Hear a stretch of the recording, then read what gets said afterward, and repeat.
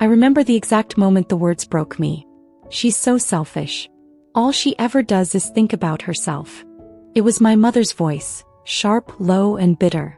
She didn't know I was standing on the porch, one hand still gripping the bouquet of white lilies I had bought for her birthday, the other clutching a wrapped gift I had spent hours picking out. It was a quiet Saturday evening. I'd taken a bus across the city an hour each way just to see her. Just to say, "Happy birthday." Just to show I cared. But instead of a smile or a hug, I heard judgment. Through the crack of the window, I could hear her telling my aunt on the phone how I never showed up for the family, how Jessica, my younger sister, was the only one she could count on. That was the day something inside me shifted.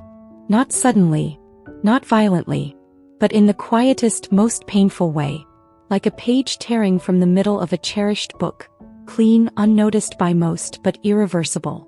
Growing up, I was always second place in my own family. Jessica was the golden girl. The soft-spoken, sweet-natured daughter who could do no wrong. The one with ribbons in her hair and compliments at every corner.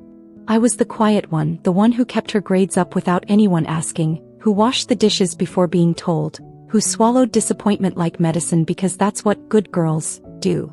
At first, I thought the difference in treatment was just a phase. Maybe they were just worried about Jessica more. She was more emotional, cried easier. I was the tough one, the independent one, the strong one. That's what they told me. But strength isn't the absence of pain. It's surviving despite it. When I got into college with a scholarship, I remember coming home bursting with pride. I had done it. Full ride. Out of state. Freedom. My mother blinked twice and asked, "Isn't it a little far?" My father shrugged and said, "Well, we still have to focus on Jessica's tuition." She hadn't even applied yet. I deferred. I stayed home. Picked a local university. Took evening classes so I could help babysit Jessica's kid. I never complained. I told myself this was what family did for each other. When Jessica got a job offer in another city, she didn't hesitate. She left. Packed her things, took the better salary, sent us smiling selfies from brunches and beach trips. Everyone praised her ambition. Meanwhile, I stayed. I took on 2 jobs to help pay the mortgage when Dad lost his pension. I gave up a promotion because it required travel. I filled the fridge. I fixed the broken porch light. I picked up Mom's medication on the way home from work. They never asked me to do these things, but they always expected them. And yet, every time I wasn't available, just once even, they'd say, "Natasha's too busy," or "She always has something more important." Like I was choosing to stay away. Like I wanted to be selfish. What they didn't see were the nights I cried in my car because I couldn't make it to Jessica's baby shower after pulling a double shift. Or the holidays I spent alone in my apartment, too exhausted to drive, too broke to afford gas, because I had already sent my paycheck to cover their utility bills. They didn't see the quiet sacrifices, as I never showed them. I thought love meant doing things without expecting applause. But that evening, hearing my mother's words from behind the glass, something cracked open. Not just pain but clarity. I had spent my entire life trying to earn a seat at a table that was never set for me. And the worst part? I didn't even know I was hungry until I was left outside in the cold. I used to think love meant staying quiet about your sacrifices. That if you truly cared, you didn't need anyone to know how much you gave up. But silence has a cost. And I paid it piece by piece, year after year. When my father collapsed one afternoon while fixing the back fence, I was the one who found him. Jessica was out of town. Her work trip, posted all over Instagram with pictures of rooftop cocktails and a seaside Airbnb. I left work early, stayed at the hospital for 3 days, barely ate. When Dad came home, I converted my apartment into something between a hospice room and a guest house. I gave up my bed so he could sleep on something soft, got rid of my couch to make room for a walker, learned how to administer injections after watching YouTube videos until 3 a.m. Jessica called once. For 5 minutes. She was too overwhelmed. I didn't complain. Then came Mom's heart surgery. The bills were crushing. Insurance didn't cover it all, and they had already drained their savings fixing the roof. I remember looking at the hospital estimate and feeling like I had swallowed a fistful of nails. I was engaged at the time, to Thomas. We were saving up for our first home. I had picked out a little cottage with pale blue shutters and a garden just big enough for hope to grow. I sold the ring. Not because I was forced to. Not because anyone demanded it. But because my mother needed it. And I thought, if I did the right thing, everything else would fall into place. Love would understand. The universe would repay kindness with grace. Thomas didn't understand. You always choose them, he said. It's like I'm just an afterthought in your life. I tried to explain that this was temporary, that my family needed me, that he and I had time. He walked out that night. He didn't even take the toothbrush. I told my family we had grown apart. I smiled through the heartbreak. I kept showing up. Holidays, appointments, emergencies. I helped pay off the last of Dad's hospital bills. I covered Jessica's rent when she lost her job, wired the money under her name so Mom would think it came from her. I knew Jessica's pride couldn't handle another crack. And honestly, I was used to being invisible. I worked 2 jobs, admin by day, delivery driver by night. There were nights my hands were too swollen to hold a fork. But I kept going. Every month, like clockwork, I sent money to my parents. I never told them it was me. Jessica let them believe it was her. I let her. Sometimes I imagined them sitting around the dinner table, praising her again. Jessica really turned her life around, Mom might say. She's the one holding us together, Dad might add. And I'd be sitting in the break room of a 24-hour diner, eating cold soup from a can, scrolling through photos of a family I could never fully belong to. I missed birthdays. I missed weddings. I missed Thomas. But the thing I missed the most was myself. There was a moment, just one, that nearly broke me. A storm had knocked out the power in their neighborhood. I rushed over with blankets, extra candles, battery packs. Jessica was there, already sitting on the couch, scrolling her phone. I handed Dad a heated blanket I bought with my own tips from the night shift. He looked up and said, "Thank God Jessica's here. I don't know what we'd do without her." Jessica didn't say a word, just kept scrolling. She didn't even blink. I stood there, dripping wet from the rain, holding that stupid blanket like it meant something. And then I smiled. Because what else was there to do? That's the thing about being the strong one. People assume you're unbreakable. But they don't realize that strength often comes from knowing you have no other choice. It was Christmas Eve and I was still at the office, staring at a blinking cursor on a frozen laptop screen, trying to hold everything together for a project that was already months overdue. The snow was falling hard outside the windows, coating the city in a silent, white stillness. I had promised myself I'd be home by 6. I'd even wrapped gifts for everyone, left them by the door that morning, labels written in my neatest cursive. For Mom, love Natasha. To Dad, for Jess and Eli. I just needed 1 more hour. Then it became 2. Then 3. By 8 p.m. I knew I wouldn't make it. I texted Jessica, no response. I called the house line. No answer. Finally I dialed Mom's cell. She picked up on the second ring. Her voice was already tight. "What is it, Natasha?" I'm still at work. I'm sorry. Something came up. I'll come by in the morning. I didn't want to miss. He cut me off. Don't bother. The silence between us was so heavy, it felt like the room had lost oxygen. Jessica's here, she added. She managed to show up. As usual. I didn't plan to miss it, Mom. I've had a rough week. I've been juggling 2 deadlines and... You always have an excuse, Natasha. Always. There was venom in her voice now. Cold and sharp. You know what your problem is. You only ever think about yourself. That's why you're alone. That's why you always will be. I didn't say anything. I couldn't. My throat had closed up. I heard her exhale through her nose, the way she always did when she was finished with a conversation, and then, the line went dead. I stood there for a long time, phone still in my hand, the screen gone black. I wasn't crying. Not yet. I was too stunned. Too hollow. All I could think was, after everything. After the hospital nights. After the money. After the lost ring, the lost man, the lost years. After every quiet sacrifice, this is what I was to her. Selfish. I drove home in silence.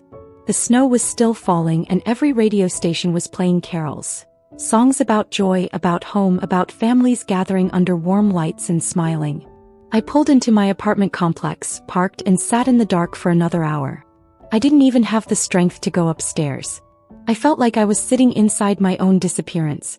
That night I made a decision. Not out of spite. Not out of vengeance. But because I had finally run out of space inside myself to carry the weight of being unseen. I logged into my online banking and shut down the standing transfers to my parents' account. I closed the savings account I had been secretly funding under Jessica's name. I opened a new phone plan and changed my number. I removed myself from the family group chat. I unfollowed every one of them on social media. I didn't block them. I wanted them to have access if they ever cared enough to look. But I stopped making myself available for their convenience. No more updates. No more checking in. No more pretending that my presence didn't come with a price. It wasn't anger that fueled me. It was clarity. I realized I had been auditioning for a role that was never mine to begin with. The daughter worth loving. And I was done playing a part in a story where I was always cast as the villain. The first few days no one noticed. Or maybe they did and chose not to say anything. But the silence was its own kind of relief. Like removing shoes that were 2 sizes too small and pretending they'd always fit.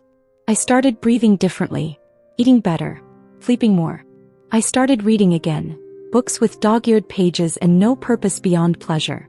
I started remembering what it felt like to be human again, not just a provider, not just a placeholder. And for the first time in my life I stopped wondering if they missed me. Because finally I didn't miss them. It took about 6 weeks for the cracks to show. Jessica was the first to break. I got a call from an unknown number on a random Thursday afternoon. I let it go to voicemail, heart pounding for reasons I couldn't explain. A few minutes later, the message came through. Her voice, strained and frantic. "Natasha, you need to call me back. No. Mom and Dad think I've been stealing from them or something. I don't know what's going on. I told them it wasn't me, but they're freaking out. Just call me back." I didn't. The next message came 2 hours later. "They think you stopped sending money. Or that I took it." I tried to tell them the truth, that I haven't been handling anything, that I don't know how the bills were paid all this time. But now they're saying I've been lying for years. That I made them believe it was me. "Natasha, I didn't ask for that. You never told them." There was the unraveling. All those years of silence, my silence, were now sitting on Jessica's shoulders and she didn't know how to carry them. Later that night, Mom sent a group text. I wasn't in it. A friend forwarded it to me, screenshotted from a cousin who still followed me on Instagram. The message read, "I don't know where Natasha is. She's disappeared and we're in a really difficult place. Jessica is trying her best, but she's overwhelmed. Please pray for our family." That's what they called it. Disappeared. Like I had vanished without reason. Like I hadn't been there year after year holding everything together while they looked the other way. A week after that, I heard through a mutual acquaintance that Jessica had snapped during a family dinner. Thrown a glass. Screamed. Told Mom and Dad that I had been the one sending the money all along. That I had been the one paying off bills, handling emergencies, even covering for her rent when she'd moved out. "She made me look good," she reportedly shouted. "I didn't ask her to. She just did it so she could act like some silent martyr." Some silent martyr. That one stung. Even from a distance. Even after everything. I could picture her, eyes wide, face red, her voice shaking not from guilt but from being exposed. Jessica had spent her whole life being the center of affection, the chosen one. Now, under the weight of truth, she was unraveling in front of them. And she didn't have the tools to survive it. But I didn't feel triumphant. I didn't feel vindicated. I just felt tired. Because the more the truth spilled out, the clearer it became that none of them had really known me. Not Jessica. Not Mom. Not Dad. They had built a version of me, cold, distant, difficult, and stuck with it even as I quietly saved them from ruin again and again. Now that I was gone, the myth of Natasha was crumbling. And the only person left standing in the ruins was the girl they once swore would never be enough. The final call came from my father. I almost didn't recognize the number. It was midday and I had just stepped out of a meeting when my phone vibrated. For a moment I hesitated. Then curiosity outweighed resolve. I picked up. "Natasha," he said, and there was a pause, longer than I expected. His voice was smaller than I remembered. "We need your help." Just those 4 words. No preamble. No pleasantries. Just a quiet surrender. He went on, fumbling through the explanation. The mortgage was behind. The utilities had been shut off once already. Jessica hadn't sent money in weeks. The bank was threatening to seize the house. "We don't know what happened," he said. "But he used to. We thought." Another long pause. Then finally he said it. Were you the one helping us all this time? I didn't answer. Not in that moment. I just said, I'll send you something, and hung up. That night, I sat down at my desk, opened my laptop, and began assembling the receipts. It was surprisingly easy. Everything was digital. Every wire transfer. Every signed document. Every hospital bill I had covered. Every account opened in Jessica's name. Every loan I paid off without a word. I packaged them all into a single PDF, organized by date. 72 pages of silence. Then I wrote the email. Subject, for the record. Body, attached are all financial records from the past 4 years. Mortgage payments, medical bills, Jessica's rent, utility coverage, repairs, and the loan for the roof. All of it came from me. Not Jess. Not some mystery benefactor. Just me. No need to respond. This isn't about guilt. It's about clarity. Before I hit send, I added one last line. If selfish means not allowing myself to be erased, then yes, I've become exactly what you said I was. I pressed send, sat back, and waited. Not for a reply. I didn't expect one, but for the weight to lift. It did. 3 hours later, Jessica called. This time I answered. You didn't have to humiliate me, she said, her voice trembling with something between fury and disbelief. I didn't humiliate you, I said calmly. I just stopped protecting you. She didn't reply. I waited, then asked, what did you think was going to happen? There was silence. And then she hung up. The next morning I received a reply from Dad. One sentence. No greeting. No sign-off. I didn't know. And then 20 minutes later from Mom. I'm sorry. That was it. Not a flood of apologies. Not a plea to come back. Just 3 words that arrived too late in a tone too flat, from a woman who had once said I would always be alone. But I didn't feel alone anymore. Because for the first time I had told my story, clean, unfiltered, and in my own voice. And I didn't need anyone's approval to believe it mattered. 2 weeks passed before I saw them again. Jessica didn't come. It was just Mom and Dad waiting at the corner booth of the old diner we used to go to when I was a kid. The one with the sticky menus and cracked leather seats. The place where I had once drawn my name in crayon on the underside of the table. Nothing had changed. Except everything had. I walked in, calm and steady, and slid into the booth across from them. Mom looked smaller somehow. Not in size but in presence. Her hands were folded tightly, knuckles white, her lipstick smudged as if she had tried to fix it too many times. Dad didn't look at me. Not right away. I ordered a coffee. Nobody spoke. The silence wasn't tense, it was tired. Worn out. Familiar. Finally Mom spoke. Her voice was soft, uncertain. I read everything you sent. I nodded. She continued, I didn't know. About the money. The rent. The hospital. Her voice cracked just once. Then she said, you were there. Even when we didn't see you, you were there. My coffee arrived. I stirred in cream, letting the spoon clink against the cup like punctuation. You never asked, I said simply. You never wanted to see me as someone worth seeing. Dad cleared his throat, still looking at the napkin in front of him. I'm sorry, Natasha. Truly. We got it wrong. He paused. About a lot of things. I believed him. I just didn't need it anymore. I'm not angry, I said. Not anymore. I'm just done trying to convince people that I'm not the villain in their story. Mom reached across the table and gently placed her hand on mine. For a second I let it stay. It wasn't forgiveness. But it wasn't rejection either. It was a moment. And that was enough.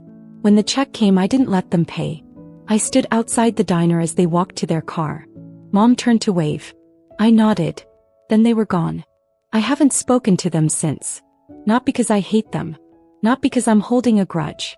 But because I'm finally living my life on my own terms. I moved cities. Started a new job. I adopted a rescue dog and named her Olive. I stopped looking at holidays like battles I had to survive. I stopped asking what was wrong with me. I stopped trying to earn love like it was something I had to deserve. And slowly I started to feel whole. Some wounds never close. But they stop bleeding. And the scars? They tell the truth even when people don't. I still think about Jessica sometimes. I wonder if she understands now. She ever will. But that's not my burden to carry anymore. Sometimes, the people who call you selfish are the ones who've taken most from you without ever saying thank you. Natasha's story isn't just about pain. It's about reclaiming worth in silence, about the quiet courage it takes to walk away not out of anger but out of self-respect. She didn't need a grand apology. She needed peace. And she finally gave it to herself. Now we ask you, have you ever been made to feel like the villain for setting boundaries? Comment yes or no below. We want to hear your truth. If this story moved you, don't forget to like, share, and subscribe to the channel. There are more real, powerful, and emotional stories just like this waiting for you. Hit that bell so you never miss the next one. Because sometimes the quietest voices carry the loudest truths.